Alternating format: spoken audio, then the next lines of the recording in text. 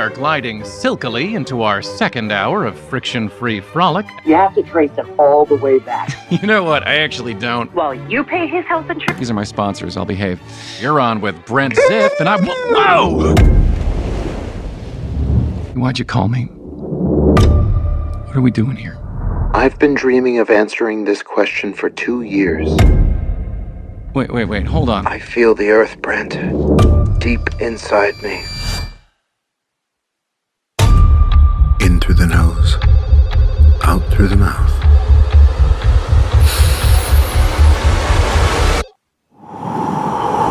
But today, our leverage beats everyone else's. What leverage? What could you possibly be talking about?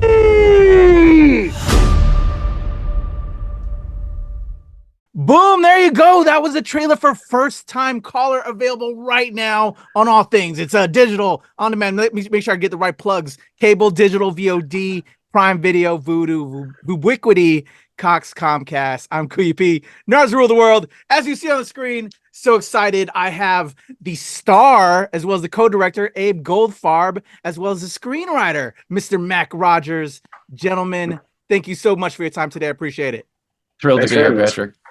All right, guys, let me know about this film. As a creative, I checked out the trailer. We just showed it to my audience. I used to be a big fan of Howard Stern. Used to listen to a lot of that. Listen to a lot of podcasts. I'm intrigued. It kind of gave me vibes of a classic Howard Stern moment when there was a serial killer that called into the program. I don't know if y'all were aware of that. I never knew about that. That's incredible. That's actually very relevant to what we're doing. I actually started, when I watched the trailer earlier today, I started Googling to remember that moment. And yeah, it was crazy. So FYI. But so one of my questions that was a lead-in, were you inspired by that? But you apparently weren't aware of that. No. No, I had no idea. Yeah, check it out. Mac, as the screenwriter, if I could start with you, if you could tell me about, being inspired to write the screenplay and then leading into Abe and all of that. Yeah, well, absolutely. Well, honestly, it was Abe who came to me with the idea. It was in the earliest days of the pandemic, the first couple of months of the pandemic. I can't remember exactly, but obviously none of us could make anything in most of the types of media. So Abe got in touch with me and said, I'd love to make, because he knows that I write and produce fiction podcasts, audio dramas. And I've been doing that for a while with my company, Gideon Media. And Abe said, I've got an idea for, like a bare bones audio drama. He said, I basically just have this log line, a talk radio host who takes calls and, razzes the people who calls into him.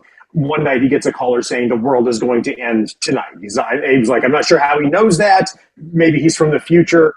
And I was like, I was immediately gripped by the idea and I started working on it. And I was like, wait a second. I'm kind of intrigued by the idea that he's from the present and that he has a kind of clairvoyance that he just shouldn't have. He's not a medium. He's not, someone who's cultivated psychic powers in any way. He's just an ordinary schlub. And then sort of started working with that idea so that it could kind of become both a suspense story about this, this potentially apocalyptic suspense story all set in one room, but at the same time could also become about a weird grudging friendship between two kind of emotionally stunted men. And then I'll hand it off to Abe from there. Well, yeah, I mean, the initial idea came to me in an anxiety dream because I never knew that. Yeah, well, I'd been on Broadway with the musical Beetlejuice for about a year at that point, and everything got shut down. Props on that. Gotta give props on that. Thank you so much. I'm on tour with it right now. Actually, I'm playing Otho in the tour. But what I was just feeling really at the end of my rope and frustrated and obviously, terrified because you're watching the order of things kind of melt down. And so I had this anxiety dream, and that's where it came from. And I immediately contacted Mac because Mac is a brilliant, brilliant writer, not just of audio dramas, but of plays, of screenplays. And it seemed like, as you mentioned the Howard Stern thing, I think one of our primary driving thoughts here was probably War of the Worlds, the original Orson Welles radio broadcast, where, it is fiction, but it's all played as an action. The audio version is completely real time. and begins and ends kind of in media res, and the film, obviously we needed to give it a more sort of first act, second act, third act structure, give it a real conclusion and a real opening. But that audio drama was so much fun, and Mac's work was so inventive. If you get a chance, Mac wrote a fantastic drama called Give Me Away, Steal the Stars, The Message, I believe, was one of yours. That's right, yeah. Yeah, just Yeah. really, if you like science fiction, check out Mac's podcast. And he wrote a 3-part alien invasion play called The Honeycomb. That is one of the best things I've ever seen on stage. So just a thoughtful, brilliant writer of science fiction. So who else could I go to this with but Mac Rogers? I love that. And props And to you, Abe and I Mac. had worked together before on Abe had directed a previous screenplay I wrote called the Horror Gallery K. Yeah. So I knew, and Abe did an extraordinary job. It's a beautiful film. I loved it. Thank you. So I not only knew Abe would crush it, but I also knew I could come to Abe with my weirdest ideas. From the log line that he came to me with, I came up with a really bizarre approach to it, which I knew that Abe would lean into. Number one, he wouldn't try to fight it. He would lean into it, and he would land it authentically and visually interestingly, which definitely happened with the film. There's a conceptual hook in it that I don't want to spoil because it's so absolutely insane. Because the moment that it drops in the film, every time I've seen it with an audience, people have just been like, "I'm sorry, what?" And I remember the first time I read the script, I was like, "Mac, you crazy for this one?" It is just. And anybody else would have told me to cut it. Anyone else would have told me to cut it. Never would I cut leaned into this. It's dirty and strange and funny. And honestly, I can guarantee you have never seen a story about the apocalypse with exactly this conceptual hook. That's awesome. About 25 minutes into the film, we hear about it, and it's. Can I curse? Can I swear? Yeah. It's Great. It's fucking crazy. I love it. That is so Yeah. beautiful. I love seeing creative relationships. You knew who you had an idea, called your friend, and you collaborated, and it's beautiful. It's amazing. So Thank everybody, all those recommendations that they just did just now, it's going to be in. I'm gonna put the links in the description below, so you can Great. check out Mac. You can check out Abe. See this beautiful relationship. Well, the Horror Gallery K, if I can creativity. pitch it, is a black and white lesbian romantic horror fantasy that's mostly a therapy session. So it's very commercial. And That's if awesome. if all those keywords work for you, check her out. You know what? All you people with bags of money, all you other producers out there that have the bags of money for us creatives right now that put out content and want to put out content, these guys, I'm sure, want the funding so they can make that happen. The people want Reach out. black and white horror lesbians. They demand it, and we're trying to give them what they want. I love it. All right, so Mac, you get the call from Abe, and Abe, you reach out to Mac. Was this because you're, I'm sure, creative yourself? Was this an idea that you already wanted to star in this beyond just from the the initial concept idea, producing, filmmaking idea? But did you also want to appear in this, and you kind of worked back and forth? What was the I for sure on this? I for sure wanted to act in it. I knew Okay. that. What I didn't know was which role I wanted to take. And I think we left that fairly open at first because we knew that it was going to be me and the actor Brian Silliman, who is incredibly Wonderful brilliant. actor. And Mac wrote the script, really, I think, not knowing exactly which one of us was going to be the host and which one of us was going to be the caller. But the moment that we looked at it, it seemed fairly clear which one it needed to be.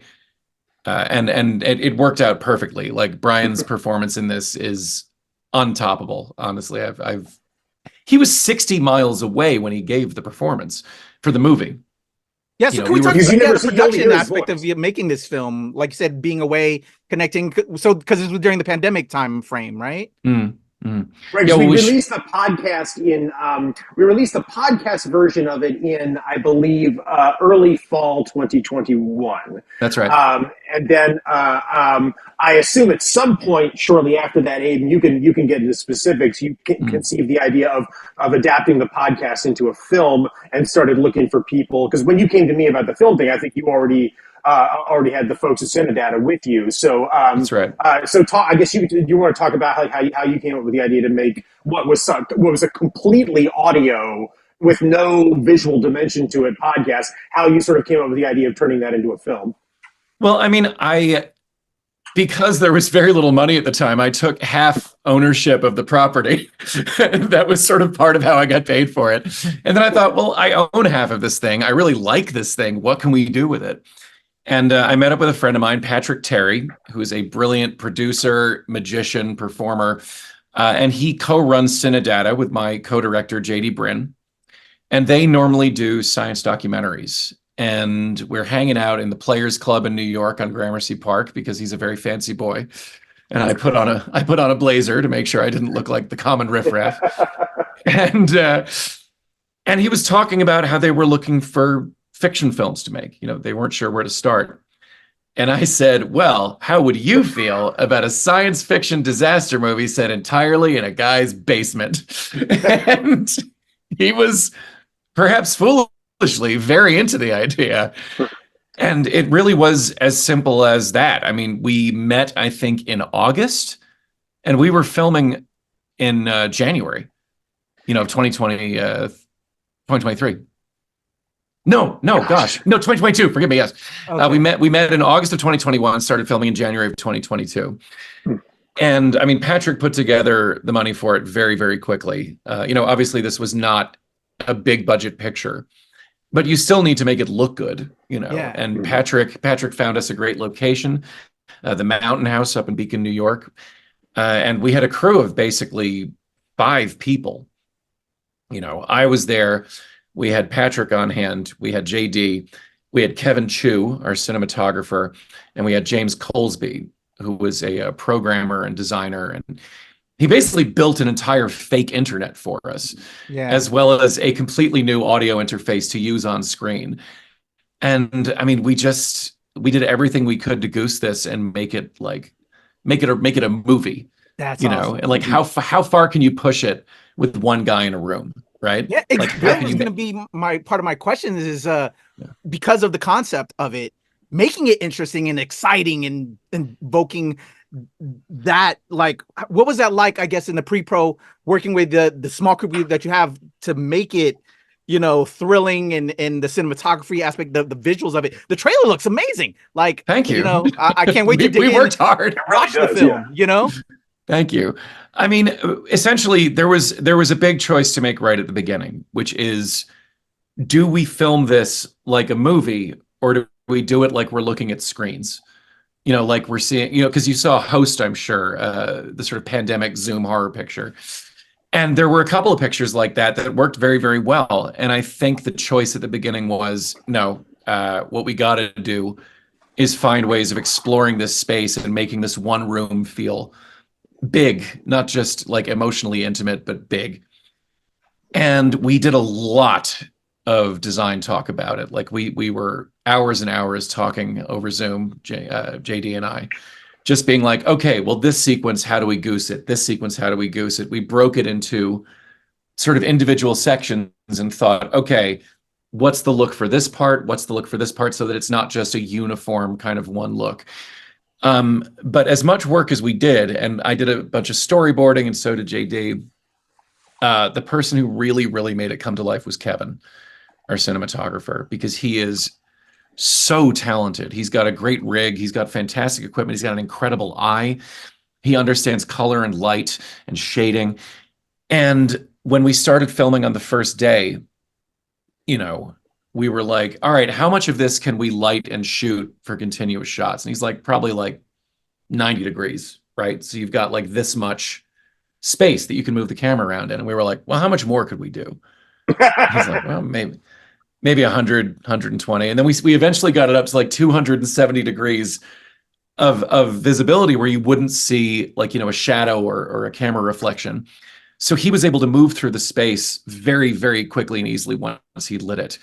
And he was very agile. And, and we had ideas for sequences that we were like, we want it to look like this. And Kevin would just be like, wait, what about if we added a little bit of this to it? And every single time he did that, it transformed it into something even more special. So, I mean, I'm proud of everything about the film. I am deeply grateful that Kevin was there to help transform what could have felt really static and cramped into something with a real flow and a real aesthetic. That's awesome. Were you involved, Mac, during the production No, not at all. This is what made it such a pleasure later on. Because I was busy on making, once I'd finished the writing portion of it, I was off busy working on other audio dramas. So I sort of, heard how it was going, but it made it such a pleasure for me when I got to see it later. Because again, I was sort of stumped at the beginning when they came to me about it. I was like, I'm happy for you all to do this, but I didn't write a single word of this to be visually interesting. I just didn't care about that because I was writing for an audio drama. So when I was doing the adaptation into the screenplay, I was racking my brains for every little thing I could think of to make it more visually interesting. I tried to play with the idea of when the number of calls coming in on the Brent, the radio host screen, would escalate, when they would decrease, and if he would see them decrease, that would cause him to change his behavior and start to become more obnoxious or something similar to kind of goose them back up. So I added everything. Well, that became a huge visual touchstone for us. Those moments, that was a big touchstone.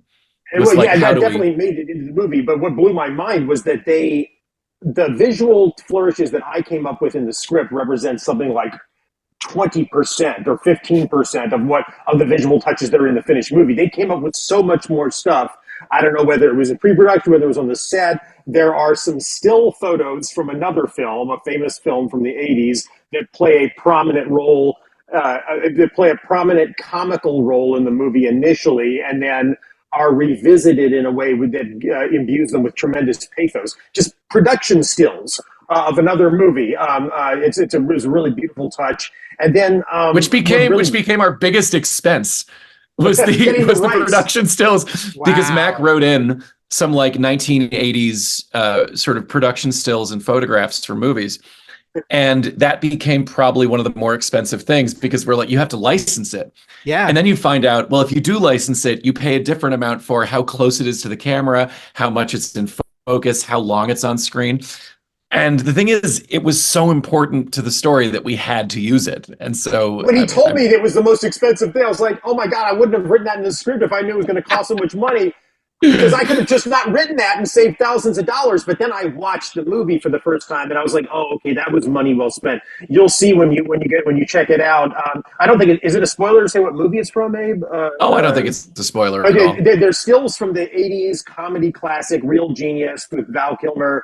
Although they're focused on all of Val Kilmer's in a little bit, but I like to tell people that Val Kilmer's in the movie, but it's technically he is. There's a picture that Val Kilmer is in that's in the movie, so technically this movie does sort of have Val Kilmer. It does. It focuses on the female lead of Real Genius, Michelle Mayrank, who's an important kind of touchstone for both of the main characters of the movie. And the way they used it just blew my mind. You'll see what I mean when you check it out. It is extremely funny when they first cut to those publicity stills, because this woman from this past comedy means a great deal to both men. And it's funny at first, and then the second time you see the production stills, it has to do with a kind of a heartrending story that the caller is telling, and suddenly those pictures are imbued with pathos and deep emotional significance. And I was just blown away. The last thing that I would add about that is that what really blew me away about the visual stylings of it was it was just this one room and a few well-chosen exteriors. And what blew me away was that it escalated as the narrative builds. Somehow, again, same room. Abe and JD and Kevin and the production team, they somehow found ways, sheerly through the filmmaking, to make it visually feel as if the drama is escalating right alongside the drama of the script. So that I've watched it with 3 audiences now. No one has ever been bored. Everyone has been gripped, despite the fact that you can't do any of the normal stuff you do to escalate stakes or action, was just very impressive to me. So in a weird way, I would have loved to have been there and kind of seen it all play out. But in a weird way, I loved coming in at the end and seeing what kind of all of the new stuff that had been added to the project. It blew my mind. I love it. It's a gift. It's a gift at the end. It's like Christmas. Yes. Abe, so you had the idea that you reached out to Mac, and then now we have this beautiful screenplay. We're in production, but you have to channel it. You're wearing so many hats because you got to perform. I have no idea how he did it.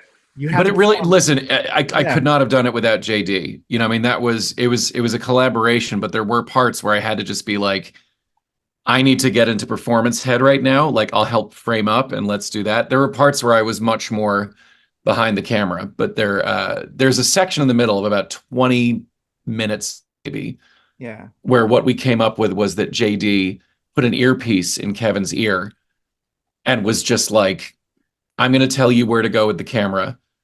And like, Abe's just going to do this. Abe and Brian are going to do this scene. And I'll tell you where I want you to move and we'll get the shots that way. And so there's like 20 minutes in the middle where we shot that 20 minutes a couple of times, totally in real time, unbroken takes. So it really got our heads into it. And we were able to do it in such a freewheeling kind of way, entirely because JD was able to sit back in the other room and direct like that. Wow. Brian was calling in live, wasn't he? Brian was calling in live. He was in the other actor, yeah. Yes. And we needed to make sure that the audio setup was such that, we had like completely synchronized real-time sound and that we had it in readouts on Brent's screen in the movie. Because we never meet this guy, we needed him to have a physical presence on screen. So we use waveforms and EQ to show you like the relationship between this voice and this person. It's so cool. Wait till you see it. It was really special, and JD had some wonderful ideas with how to. Because my notion was, I want the EQ and the and the waveform on screen, and JD had wonderful ideas about how to sort of plus that and make it even more part of the visual tapestry of the thing. And it's very cool. I am excited for you to see it.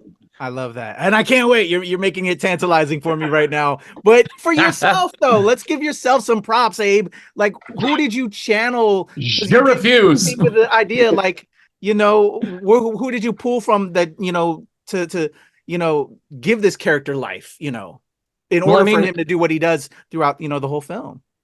Well, Mac wrote it. It's all on the page. There's very little that you have to bring to it, I think, as a performer. I think sometimes you just need to trust the script. And when it's Mac's words, I trust it implicitly. So I would say I did my best to honor what was on the page as an actor. There's obviously touchstones for a character like this, like a Joe Rogan, like a Tom Lakis. And I remember the first time we did a read through, I did like a Mark Maron impression because he's sort of the podcast interview supremo, and so, we did a reading of it where I was doing, the Mark Maron voice, and it was a little bit too much. And, when we did the audio drama, it was maybe a little more overstated. But when we were rehearsing for the film over Zoom, JD was like, I think we need to take it down a couple of notches. And we found, I think, the right level. But as far as like who I'm drawing on for the performance, it's literally just what's on the page. Okay. It really tells you where to go. Which is, again, a shout out, which I like so much, the love for everyone on the team that provided. That's just a great crew to just create with. So I do want to say, if we're talking about vibes, I do want to talk about the score by an artist named Redacted Heart. Yeah. Let's go. Who did an entirely new electro score for the film. She has a lot of music up online. It's gorgeous.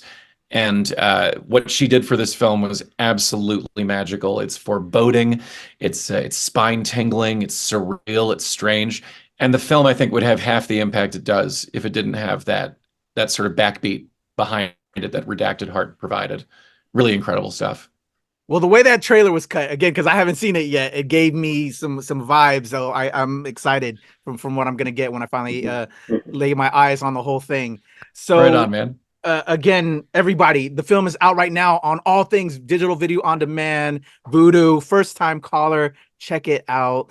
Now that we're getting it out there, what is the feeling on this and this collaboration? Mac, you didn't see till the final product was your gift at the end, but any ideas, vibes coming out of it and possible collaborations in the future as well? I would like to see, I'm sure.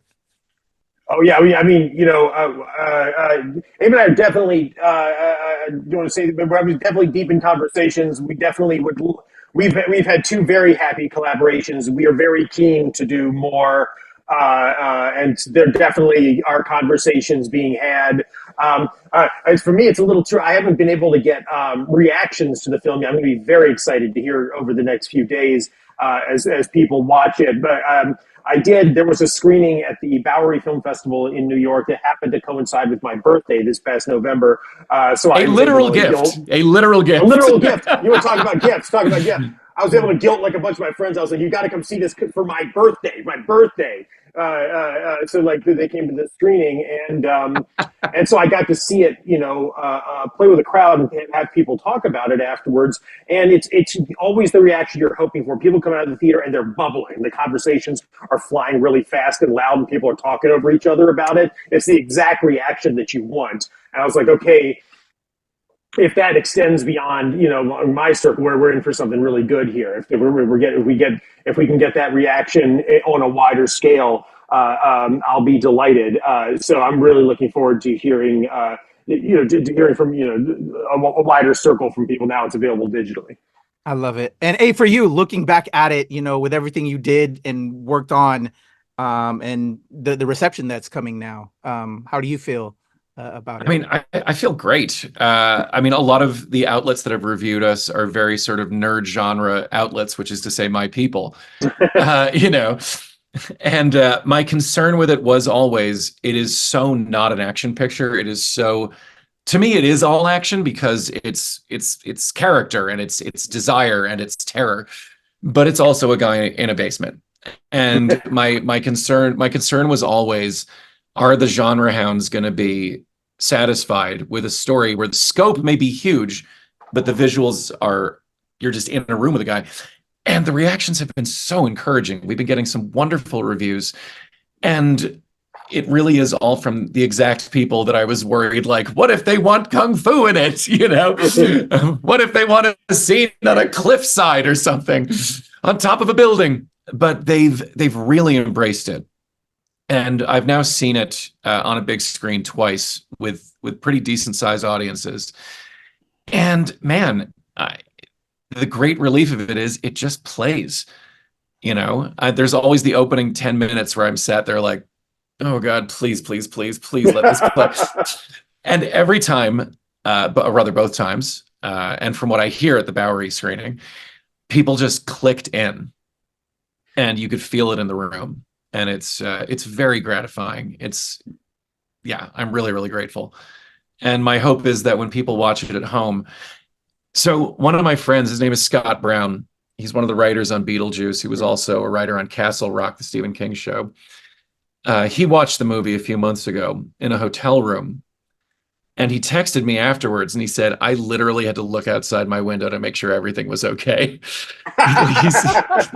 He was like, I was in my hotel room just slowly freaking out watching this movie. And I felt so like rattled by it that I needed to just check that the real world was still okay. And that's exactly the reaction you want. Yeah, because I've seen it play really well with a crowd, but most people are going to see it at home alone. Yeah, and it's good to know that there is an equally cool experience to have solo with it, or with just one other person, or with your roommates or a significant other, or something like that. It's cool to know that in a smaller grouping, it has an equally potent effect. So, looking forward to people discovering it. Yeah, it's a special kind of creepy to watch this one alone. I love it. Oh man, definitely good at what I'm going to be doing this weekend. Definitely what I'm going to be doing. Right on, man. Shoot a line. Let me know how you like it, weekend, y'all. Because I will be dropping it. Prime Video. Prime Video. We want to drive you to Prime Video, which is where you can rent or purchase it, and it's it's right there, waiting for you to freak you out. There you go. Gentlemen, thank you so much for your time. Again, everybody, they sang the praises of their collaborations and fellow creatives that worked with them. I'm going to put links in the description below. Show love, follow, subscribe, do all the things, and go watch First Time Caller this weekend like I will be. Gentlemen, this is so much fun. I really appreciate that energy and that creative bond. It's so heartwarming. And as a nerd that, I'm in my basement right now, but it's also my studio. I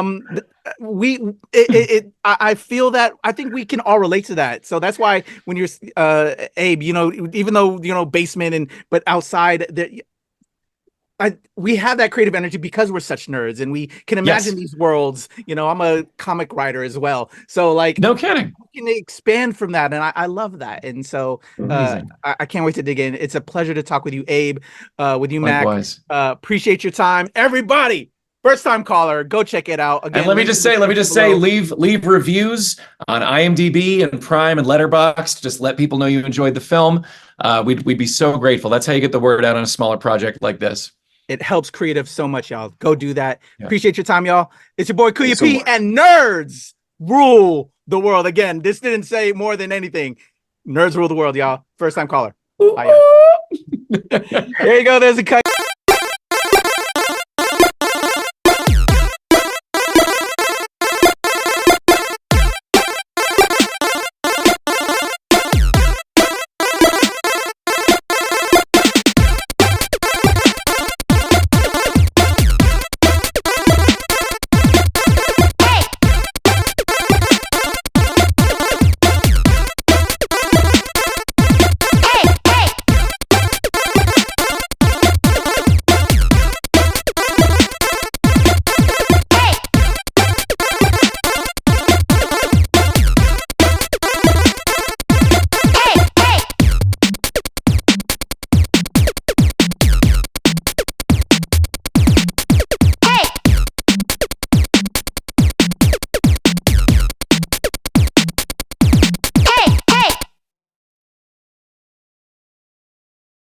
Want to make sure I get all the names right and everything. So, and I'll just mute myself because no one cares what I have. You matter to me, Justin. All right. Well, thank you so much, Justin, Abe, Mac. It's a pleasure to chat with you both. Thank you so much for your time. Pleasure's mine. All right. So let's rock and roll this. We got about 10 minutes, I think. And yeah, I'm already recording. All right. Everything no, you can do 20 if you want. Okay, cool. I appreciate that, Justin. Cool. Thank you. All right, guys. I'm going to count us in to help me with my edit. All right, here we go in a 1, 2, 3.